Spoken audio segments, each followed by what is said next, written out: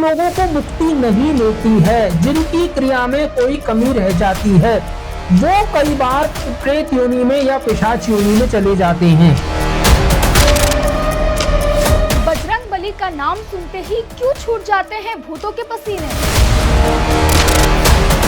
आखिर कैसे बालाजी करते हैं भूतों से डील?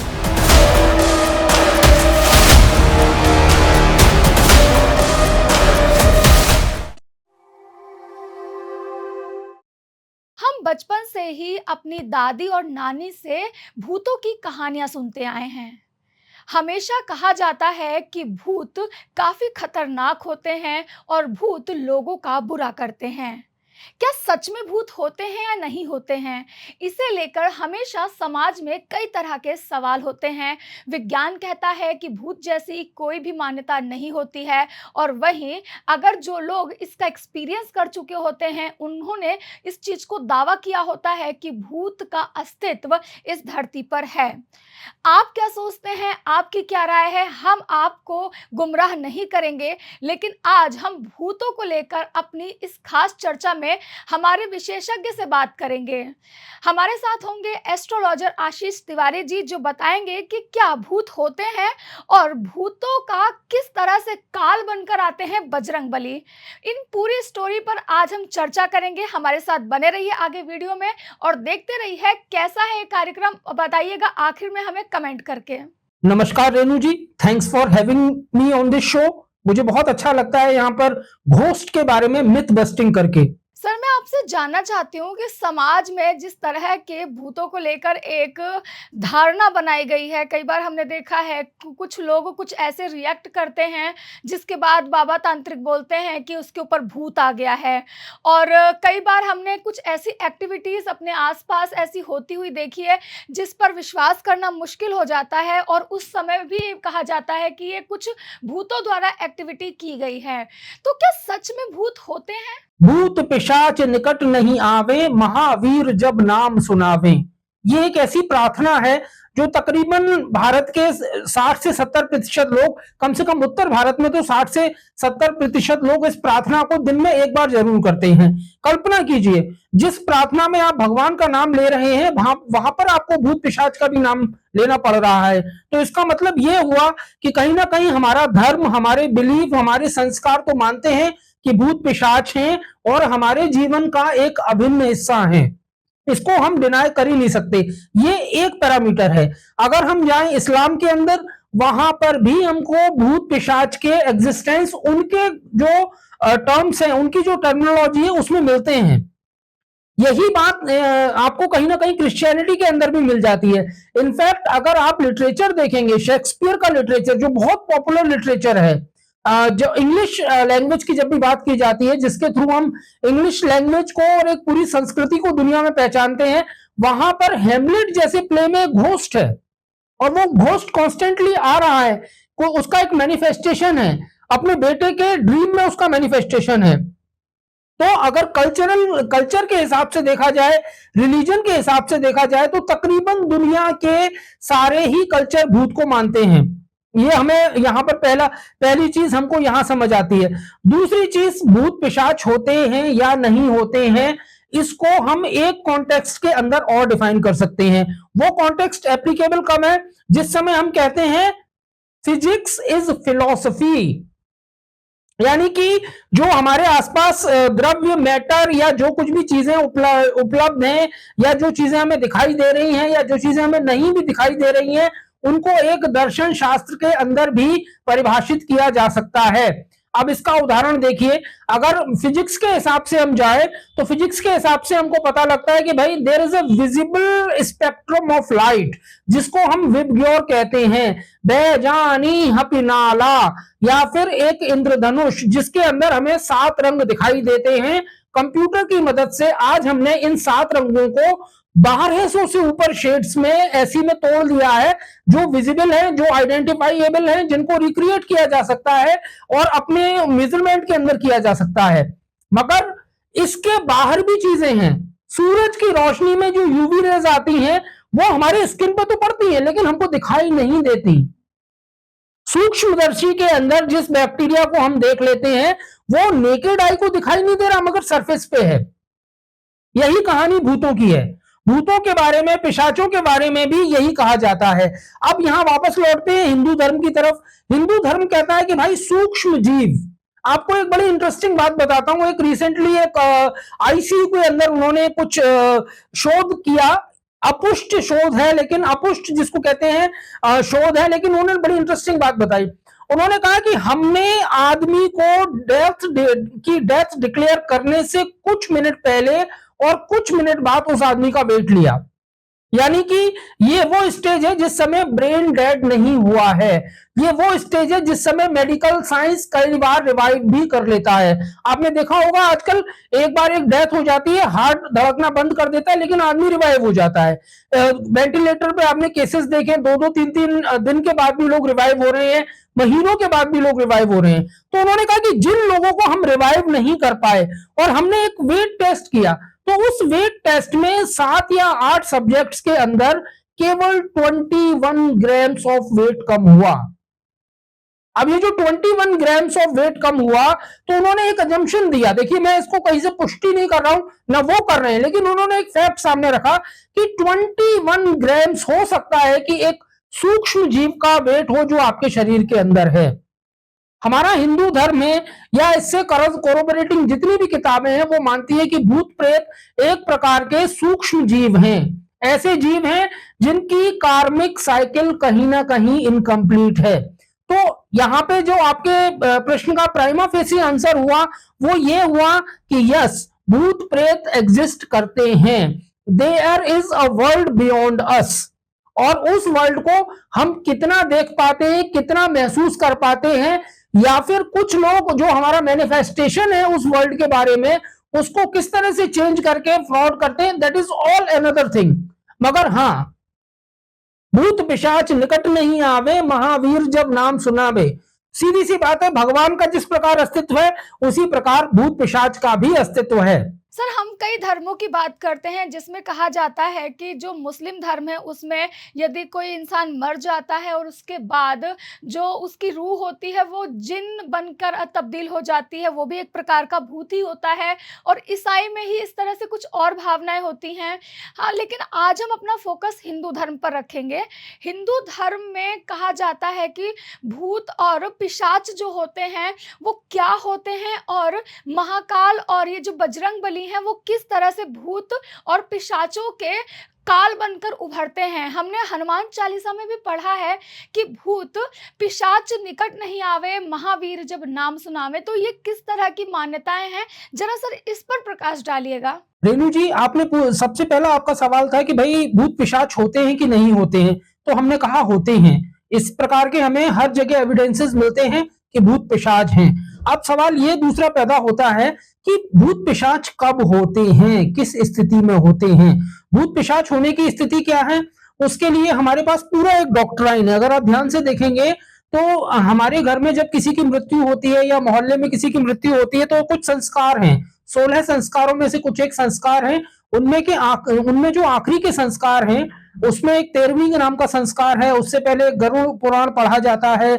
जिस समय हम किसी को शमशान में लेके जाते हैं उस समय भी कुछ चीजें की जाती हैं। उन सारी चीजों में हम इंश्योर करते हैं कि बॉडी ठीक से डिस्पोज हो जाए। डिस्पोज होने के साथ में वो सारी नेसेसरी कंडीशंस पूरी हो जाएं जो एक आफ्टर जर्नी के लिए इसेंशियल हैं। एक जर्नी हमारी जीवन में है, बच्चा पैदा हो गया, पैदा होने के बाद में हमने उसका टीकाकरण कराया, बड़ा हुआ, विवाह हुआ, बच्चे हुए, उसने अपने जीवन के कर्तव्य पूरे किए। लेकिन डेथ के बाद की भी एक जर्नी है जो डिफाइंड है, जो गरुड़ पुराण में डिफाइंड है, जो और भी रिलीजन्स में अपने हिसाब से उनके जो रिचुअल्स हैं उसमें डिफाइन है। क्योंकि मैं सोरों का पंडा हूं और मैं हिंदू धर्म को जानता समझता हूं, इस नाते मैं हिंदू धर्म के अनुसार उस जर्नी को आपको डिफाइन करने की कोशिश कर रहा हूं। और उसी के अंदर हम ढूंढेंगे कि भाई भूत पिशाच का अस्तित्व आता कहां है। तो पाथ एकदम सीधा है। यहां पर एक सूक्ष्म जीव शरीर से निकला बाहर, निकलने के बाद में हमने एक 13 दिन का एक रिचुअल किया। उस रिचुअल के अंदर हमने सारी नेसेसरी चीजें की। वो जो उसकी जर्नी है जो शायद हमने नहीं देखी है, उसके लिए हमने नेसेसरी चीजें की। कि भाई ये वैतरणी नदी को पार करना है तो उसके लिए ये आवश्यक चीज है, यहाँ पर ये दान आवश्यक है, यहाँ पर मोह माया के बंधन को विमुक्त करने के लिए ये चीज आवश्यक है। वो जो चीज छोड़ गया है दुनिया में, उस दुनिया की चीज को टेक केयर करने के लिए आप देखिए, अगर 13वीं के बाद के जो रिचुअल्स हैं उनमें क्या क्या है, उनमें एक ये है कि एक ऐसा 2 व्यक्ति या एक व्यक्ति ऐसा अपॉइंट किया जाता है जो उसकी कमी पूरी कर सके। आपके घर में मान लीजिए किसी की भी डेथ हुई, एक माता जी की डेथ हुई, तो एक पैरेलल एक लाइन उन्होंने क्रिएट कर दी कि भाई ये आपको जीवन में कमी महसूस होगी तो यहां पर है। तो आत्मा को संतुष्टि क्या मिली कि नहीं भाई मेरा एक रोल यहां पूरा हो गया। उसके बाद में वो जो संपत्ति छोड़ गई है उसके लिए आपने घर में एक सेहरा बनवा दिया किसी के सिर पे कि भाई देखिए ये एक मेरा दूसरा रोल पूरा हो गया। ये सारे रोल्स जब पूरे हो जाते हैं फिर वो आत्मा चित्रगुप्त जी के दरबार में जाती है, पाप पुण्य का फैसला होता है, स्वर्ग और नर्क अलॉट होते हैं। यहाँ पर एक मैं एक रस्म और बताना चाहूंगा आपको, जो हमारे गांव में यानी कि मेरे गांव में सोरों में जो होती है, कासगंज के पास जो सोरों है वहां पर होती है, और शायद हिंदुस्तान में कई और जगहों पर भी होती होगी। जब भी 13वीं का भोज होता है तो उस समय जो ब्राह्मणों के लिए खाना बनाया जाता है वो एक पर्टिकुलर चूल्हे पे बनाया जाता है। उस चूल्हे की जो राख होती है उसको छलनी के अंदर एक उसको भर के इकट्ठा करके एक छलनी उसके ऊपर रख दी जाती है और उसे प्रोटेक्ट कर दिया जाता है किसी बड़ी भगोनी से। 24 घंटे बाद जब उस भगोनी को हटा के छलनी को हटाया जाता है तो कई जगहों पर देखा गया है कि उसमें कई प्रकार के पद चिन्ह बन जाते हैं जिनके आधार पर यह निर्धारित किया जाता है कि भाई आत्मा का जन्म दूसरा हो गया है क्या, उसको एलोकेशन मिल गया है क्या, क्या वो पक्षी की योनि में गया है या फिर वो एक वानर बना है। कई बार यहाँ पर कोई पद चिन्ह नहीं मिलता तो उस समय यह भी मान लिया जाता है कभी आत्मा का मोक्ष हो गया है। जिस समय हम लोग पिंड दान करने जाते हैं वहां पर एक नारियल को भी इसी उद्देश्य से रखा जाता है। कई बार ये देखा गया है कि वो नारियल इस प्रकार से फूटता है कि एक क्रिया करवाने वाले को एक भान हो जाता है कि भाई इस आत्मा को मुक्ति मिल गई, तो ये मुक्ति हो गई, ये मुक्ति का पाठ हो गया। अब जिन लोगों को मुक्ति नहीं मिलती है, जिनकी क्रिया में कोई कमी रह जाती है, वो कई बार प्रेत योनि में या पिशाच योनि में चले जाते हैं और उस स्थिति में हमारी ज्योतिष भी एक्टिवेट होती है। उस ज्योतिष को हम कहते हैं पितृदोष। कुंडली के अंदर यदि किसी की कुंडली में सूर्य और राहु एक साथ बैठ जाएं या गोचर में कहीं सूर्य और राहु एक साथ आ जाएं या महादशा में कहीं सूर्य और राहु एक साथ आ जाए और व्यक्ति की कर्म गति को पलट दें, उन स्थितियों को क्रिएट कर दें जिन पर उनका कोई काबू नहीं है, और एक कुंडली को देख के हम अगर ये कहें कि भैया ये आपकी कुंडली में दिख नहीं रहा है फिर ये हो क्यों रहा है, तो यदि ऐसी स्थिति बनती है तो उस स्थिति को हम क्या कहते हैं, उस स्थिति को हम ये कहते हैं कि भैया पितृदोष लग गया। अब ये जो पितृदोष है, एज एन एस्ट्रोलॉजर मेरी प्रैक्टिस में मैं केवल पितृदोष देख सकता हूं and then I can refer you to someone else कि भैया ये मैं एक्सपर्ट नहीं हूं, मैं केवल डायग्नोज कर सकता हूं इस चीज को, दूसरे आदमी के पास जाइए वो सॉल्यूशन देंगे। और मैंने इस प्रकार के कई सॉल्यूशन अपनी आंखों के सामने होते हुए देखे हैं। आपने एक कहानी सुनी होगी एक बाबा जी की, कोई एक सैनिक है, वो सैनिक उनकी आत्मा के रूप में आज भी स्थापित है। वो हर साल वो अपना फ्रंट पे जाते हैं, लौट के आते हैं, उनके लिए सीट बुक कराई जाती है, सीट बुक कराने के बाद में वहां पर एक तस्वीर रख दी जाती है, तस्वीर रखने के बाद में अपने घर में वो स्थापित होते हैं और जहां चौकी है वहां पर भी आके स्थापित होते हैं। उसी प्रकार से सिमिलर वे में आज अगर आप देखेंगे राजस्थान, मध्य प्रदेश, उत्तर प्रदेश, पश्चिमी उत्तर प्रदेश, यहाँ के कई गांव हैं जहां पर बाकायदा इस तरह सीट रिजर्व करके लोग अपने पुरखों को सोरों लेके आते हैं। और कमाल की बात यह है कि इस तरह का रिचुअल करने के बाद में उनके साथ जो समस्याएं चल रही होती हैं वो दूर हो जाती हैं। कई बार प्रेत योनि का अर्थ यह नहीं है कि एक घासली सा भूत आएगा और वो आके आपकी जिंदगी को तहस नहस कर देगा, उसके मैनिफेस्टेशन होंगे, आपके घर में दरवाजे खुलने लगेंगे, बंद होने लगेंगे, या फिर दुनिया भर की ऐसी चीजें होने लगेंगी, चीजें डिस्प्लेस हो जाएंगी, अलमारियां गिरने लगेंगी। ऐसा कुछ नहीं है। कई बार जो प्रेत होते हैं, प्रेतात्माएं होती हैं, वो केवल ये कहती है भैया हमारा रिचुअल पूरा कर दो, हम यहाँ पे अटके हुए हैं। अब क्योंकि उनके पास कोई माध्यम ही नहीं है अपनी बात कहने का, तो ये उनका मैनिफेस्टेशन या कम्युनिकेशन है, क्योंकि उनके और हमारे बीच में देयर इज अ लिमिटेशन।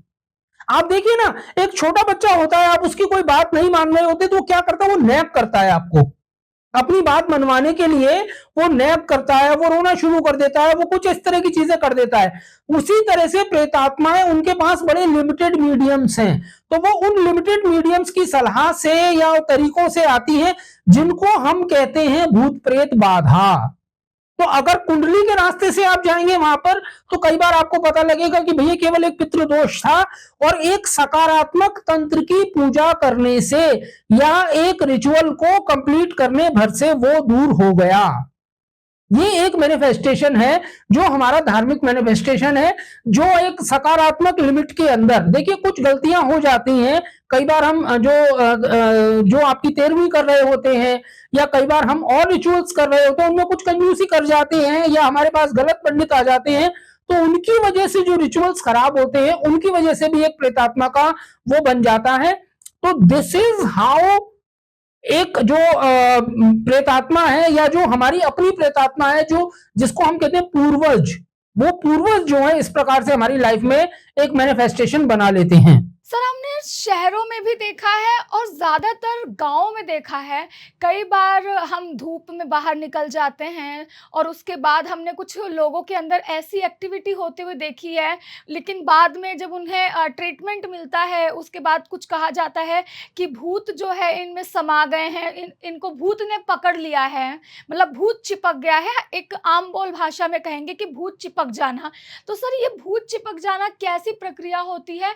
कैसे भूत आपसे, मतलब हमारे शरीर, जो हमारा इंसानी शरीर है, उससे कैसे चिपक जाते हैं? क्योंकि कहा जाता है जो हमारे बॉडी में हमारी एक आत्मा होती है और दूसरी आत्मा कैसे उसे ओवरटेक कर लेती है सर? रेणु जी, आपने सवाल पूछा कि भाई भूत पिशाच चिपकते क्यों हैं, भूत पिशाच चढ़ते कब हैं।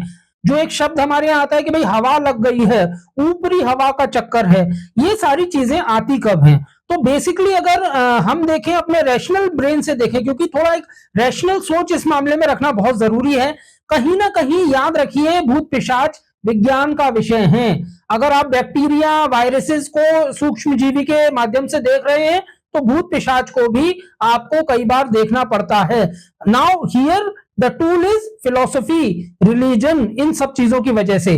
तो भूत पिशाच हमारे यहाँ जीवन में कब मैनिफेस्टेशन देते हैं, उसके 2-3 कारण हैं।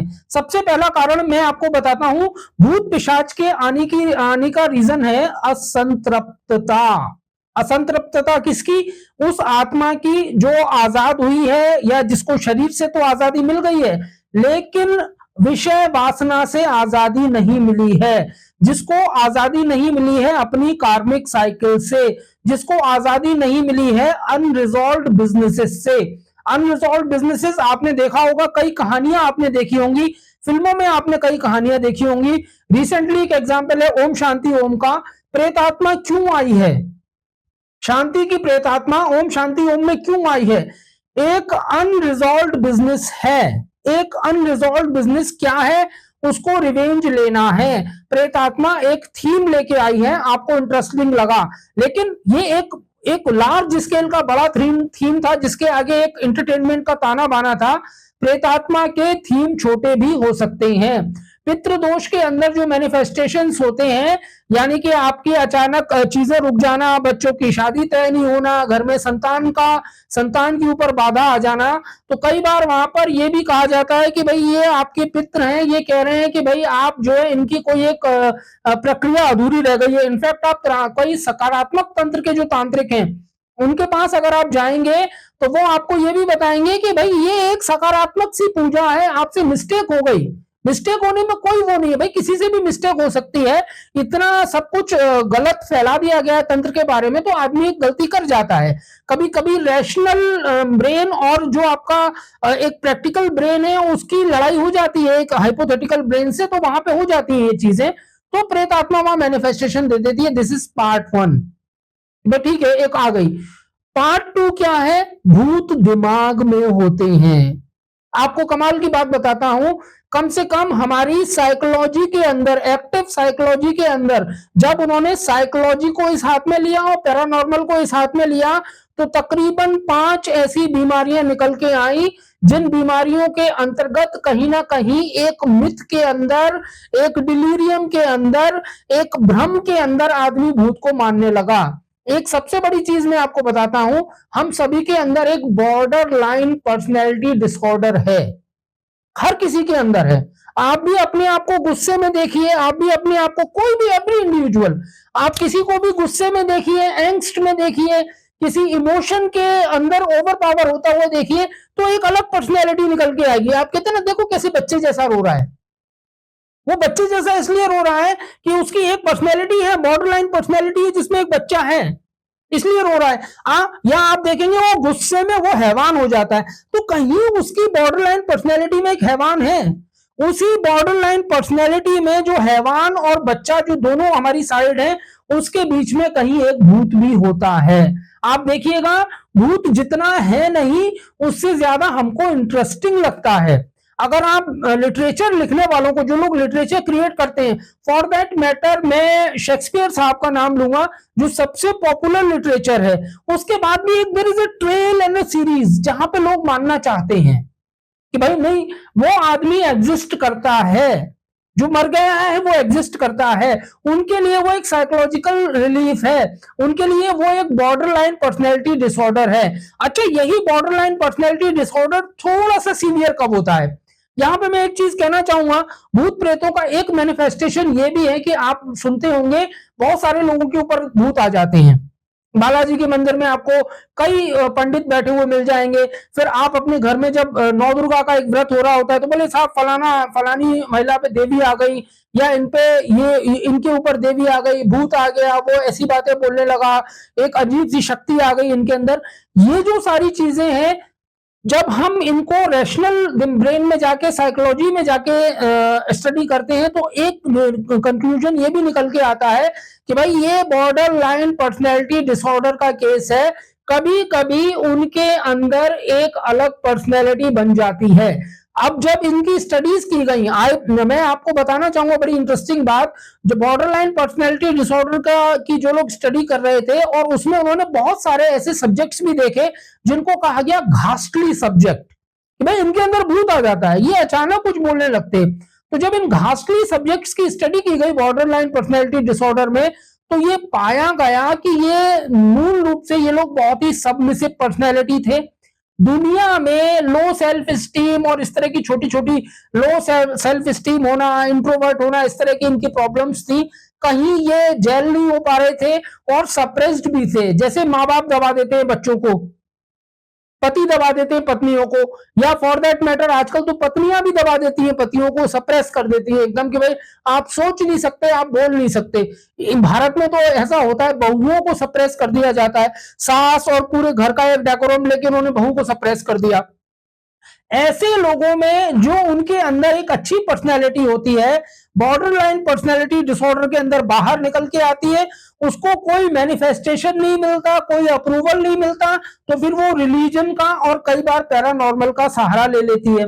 और हम लोग क्या करते हैं, हम लोगों की आदत है, भूत दिमाग में है और दिमाग से ज्यादा परसेप्शन में है। एक एक्टिविटी, क्योंकि देखिए 2 and 2 makes 4, तो 2 तो था, लेकिन 2 हमने बना लिया, और वो जो 4 हुआ उसमें भूत निकल आया। वो जो 4 हुआ उसमें भूत निकल आया। हमारे दिमाग में कुछ न्यूरल नेटवर्क सेट हैं। आपको एक बड़े कमाल की बात बताता हूं, दुनिया के जितने भी लेखक कहानियां लिखते हैं और दुनिया की जितनी भी इंगेजिंग कहानियां हैं, वो सारी प्रेडिक्टेबल हैं। आदमी सिर्फ अपने आप को कंफर्म करने के लिए वो कहानी देखता है। आप किसी हिंदी फिल्म में, आपको मालूम होता है कि हिंदी फिल्म में ये दीपिका पादुकोण खड़ी है और ये शाहरुख खान खड़े हैं, क्लाइमैक्स सीन में इनकी शादी होनी है, आपको ये एंड मालूम है, लेकिन आप अपनी उस चीज को कंफर्म करने के लिए कई बार देखते हैं और रास्ते में एंटरटेनमेंट आपको मिल जाता है, वो ठीक है, बट इवेंचुअली आपको मालूम है। It's the same with ghost. जो लोगों के ऊपर भूत आ रहा है, तो जितना आ रहा है वो ठीक है, पर्सनैलिटी डिसऑर्डर की वजह से आ रहा है, या एक्चुअली कोई सोल एक रिप्रेजेंटेशन दे रही है, दैट इज ऑल फाइन। लेकिन इंपॉर्टेंट बात यहां पर यह भी है कि कई बार हम लोग अपने परसेप्शन को कंफर्म करने के लिए भी उसको भूत मान लेते हैं। तो भूत का एक बहुत बड़ा मैनिफेस्टेशन हमारे दिमाग में भी है। और जब हम कहते हैं कि किसी पे भूत चिपक गया, तो उसका एक कारण यह भी हो सकता है याद रखिएगा, जब हम लोग कुंडलियां देखते हैं किसी की, तो कुंडली में देखते समय हमें बड़ी फाइन लाइन में जाके देखना पड़ता है। इस तरह के सब्जेक्ट्स आते हैं, साहब मेरे ऊपर तो कोई ऊपरी बाधा है, मेरे ऊपर तो किसी ने कुछ जादू टोना कर दिया है, फिर वो इवेंट्स बताना शुरू करते हैं, ये करना शुरू करते हैं। तो आपको जान के ताज्जुब होगा, ओनली 5% केसेस आर देयर। अगर पूरी दुनिया में सारी इवेंट्स को भी हम इकट्ठा कर ले तो केवल 5% इवेंट्स ऐसी हैं जो भूत, शैतान, पिशाच, डाकिनी, ये सारे लोग मिलके कंट्रोल कर रहे हैं। बाकी की दुनिया आज भी कहीं ना कहीं भगवान के ही कंट्रोल में है। तो बस आपको इतना याद रखना है। सर, हमने देखा है कि जब भी रात होती है और जब चारों ओर सन्नाटा हो जाता है, तभी जो हमारा मन है वो ऐसी मतलब चीज़ों की ओर जाता है। दिन भर तो हम बिज़ी रहते हैं अपने जो काम होते हैं हमारे, और लेकिन हम शाम के समय, रात के समय कुछ ऐसी एक्टिविटीज़ भूतिया जगह पे देखते हैं जो हमें बहुत ज़्यादा परेशान कर सकती है। तो आखिरकार सारी जो भूतेली प्रक्रियाएँ होती हैं, भूत की गतिविधियाँ होती हैं, वो रात के ही समय क्यों होती हैं? रात और भूत का क्या कनेक्शन है सर? रेणु जी, आपने सवाल पूछा कि ये भूत प्रेत आखिर रात को ही क्यों दिखते हैं। तो इसका एक सवाल, एक्चुअली सवाल के साथ में दो सवाल और पैदा होते हैं। क्या भूत प्रेत सिर्फ रात को ही दिखते हैं, या फिर भूत प्रेत रात में ज्यादा दिखते हैं? तो ये इसका आंसर देखिए, सबसे पहले हमको समझना पड़ेगा सूर्य के प्रकाश के बारे में। सूर्य के प्रकाश के बारे में यह कहा जाता है कि सूर्य का प्रकाश पृथ्वी पर आते ही बाकी के सारे प्रकाशों के लिए रास्ता बंद कर देता है। यानी कि जो इंफ्रारेड है, जो अल्ट्रावायलेट है, दोनों ही प्रकार के प्रकाश जो अंधेरा या जो कुछ भी चीजें डालते हैं वो सारी चीजें बंद कर देता है। नवग्रह, अगर ज्योतिष में भी हम जाएं, नवग्रह का जो प्रकाश पृथ्वी पे पड़ रहा है और अकेला सूर्य का प्रकाश बराबर है, क्योंकि सूर्य आते ही सारे हर प्रकार के प्रकाश को नाश कर देता है। जो भूतों की उपस्थिति है वो कौन सी जगह पे है? भूतों की उपस्थिति है अल्ट्रावायलेट रेज में। भूतों की उपस्थिति, सूक्ष्म जीव की उपस्थिति कहां है? इंफ्रारेड रेज में। तो दिन के समय पे जब इंफ्रारेड और अल्ट्रावायलेट वैसे ही विजिबल नहीं है एक तो, और जो थोड़ा बहुत विजिबिलिटी इनकी रात को आती भी है तो वो विजिबिलिटी भी खत्म हो जाती है सूरज की रोशनी से। दूसरी चीज, आपको अमावस्या के बारे में एक दिलचस्प बात बताता हूं। अमावस्या वो पीरियड है जिस समय पृथ्वी पर आने वाली जो सूर्य की रोशनी है, अगर आप विज्ञान के आधार पर जाएं तो हमें बड़ा स्पष्ट मालूम है कि चंद्रमा सूर्य द्वारा परावर्तित रोशनी से ही प्रकाशित है, और पृथ्वी पर जो चंद्रमा से परावर्तित रोशनी आ रही है वो एक्चुअली सूर्य की ही रोशनी है। अमावस्या के दौरान सूर्य की वो रोशनी भी पृथ्वी पर आना बंद हो जाती है। यही कारण है कि आपसे कहा जाता है कि अमावस्या के दौरान या ग्रहण के दौरान भूत, पिशाच या प्रेत ज्यादा पावरफुल हो जाते हैं। तांत्रिक क्रियाएं भी इसी समय की जाती हैं, क्योंकि भूत, पिशाच और प्रेत वहां पर ज्यादा पावरफुल हैं। और उसका एक मूल कारण यह भी है कि अमावस्या है, वो अमावस्या के दिन जो रोशनी है वो ट्रेवल कर रही है, इंफ्रारेड ट्रेवल कर रहा है, अल्ट्रावायलेट ट्रेवल कर रहा है। अच्छा, यहां पर मैं एक चीज बड़ी क्लियर करना चाहूंगा कि इंटरनेट पे जो भूत आप देखते हैं, दुनिया भर के आपको वीडियोस बना के कोई भी कभी भी पेस्ट कर देता है, और हमारे छोटे छोटे मूर्ख बच्चे जो हैं उसको बड़े ध्यान से देखते हैं कि अरे ये भूत जा रहा है, अरे ये प्रेत जा रहा है, वो वीडियो शेयर किए जाते हैं। तो एक घोस्ट ऐप है, उस घोस्ट ऐप के अंदर कई बार वो इस तरह की चीजें बना देते हैं, क्योंकि भूत का जो मैनिफेस्टेशन है, भूत का जो टिपिकल जो एक मैनिफेस्टेशन है कि वो सफेद कपड़े पहन के हाथ में मोमबत्ती लेके चला आ रहा है, या फिर उसका चेहरा बड़ा विकृत है, या बहुत सारी ऐसी चीजें, उसके स्किन का कलर एक अलग हो जाता है, उसकी आंखें कुछ अजीब सी हो जाती हैं, ये सारी चीजें, या उनके पांव उल्टे हो जाते हैं। आपने देखा होगा, कई लोगों ने सुना होगा कि भाई चुड़ैल दिख गई थी, चुड़ैल के पांव उल्टे हो गए। चुड़ैल जो है, चुड़ैल का क्या प्रॉब्लम है कि भैया चुड़ैल के बाल बिखरे हुए हैं। तो ये सारे जो भूत के रिप्रेजेंटेशन हैं वो दिमागी रिप्रेजेंटेशन है। यहां पर आपको एक कॉन्सेप्ट और समझना पड़ेगा, ये कॉन्सेप्ट है आफ्टर इमेज का कॉन्सेप्ट। देखिए कितनी बारीक चीज है, मैं आपको समझाता हूं। भूत हमारे दिमाग में आता क्यों है, सिर्फ रात में या कुछ परिस्थितियों में ही दिखता क्यों है, इसका कारण मैं आपको बताता हूं। हम जो भी चीज देख रहे हैं, आप मुझे देख रही हैं, मैं आपको देख रहा हूं, ये जो भी विजिबल लाइट है किस तरह से हमारे पास पहुंच रही है, ये हमारी आंखों के पास में एक रेटिना है। रेटिना के ऊपर एक लाइट पड़ी, लाइट ने एक इंफॉर्मेशन क्रिएट की, इंफॉर्मेशन कुछ ऑप्टिकल नर्व्स के माध्यम से ब्रेन में पहुंची, ब्रेन में पहुंचते ही उसको क्या किया गया, प्रोसेस किया गया, प्रोसेस होते ही जो ऑलरेडी मेमोरी के एरिया में न्यूरल नेटवर्क्स पड़े हुए थे वहां पर पहुंची, वहां पर पहुंचने के बाद में उस लाइट को हमने आइडेंटिफाई किया, ये हाथी है, उस लाइट को हमने आइडेंटिफाई किया ये लाल रंग है, उस लाइट को हमने आइडेंटिफाई किया ये एलियन है। अब ये एलियन हमने तो पहले कभी देखा नहीं है, हमने देखा नहीं है, लेकिन कहीं पर हमने एक डिस्क्रिप्शन पढ़ा है कि भैया एक एलियन होता है और ये एलियन ऐसा दिखता है। अब हुआ क्या कि मान लीजिए 25% भी कोई एक इमेज हमारे दिमाग में पहुंच गई, 75% हमने क्या किया, 75% हमने खुद कंसीव की, हमने अपने दिमाग में कंसीव की, हमने अपनी मेमोरी से एक्सरसाइज की। आफ्टर इमेज इसको कहा जाता है कि आपको एक चीज दिखा दी गई, बाकी की इमेज आपने खुद अपने दिमाग में कंसीव कर ली।